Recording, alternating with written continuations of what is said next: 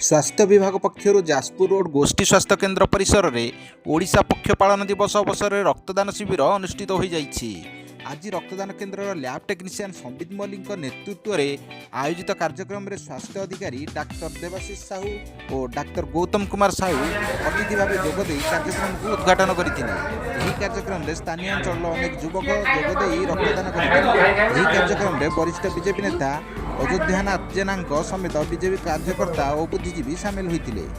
आज सरकार तरफ ओडिया पक्ष पालन कर आज ओडिशा रक्ताभाव दूर करने कहीं रक्त में कौन रोगी न मरतु रक्त अभाव दूर करने आज ये जो रक्तदान अभियान सरकार तरफ चली अच्छी ये आम सचेतनता सृष्टि करें जे समस्ते रक्त दिंतु बहुमूल्य जीवन को बचाई सहायक हूँ समस्ते स्वेच्छाकृत भाव रक्तदान करने ये अनुरोध कर परिप्रेक्षी कार्यक्रम आरंभ कर रक्तदान जिते करवा आम से शरीर रक्त बढ़ रक्त अभाव बहुत रोगी मरुंच जीवन अकाल चली जाऊँगी बहुत परिवार मुरबी शून्य हो जाती बहुत थैलासेमिया रोगी सिकल सेल रोगी से प्रति मसरे आप रक्त देले ही बंचे रक्तर अभाव सब मसरे रही है।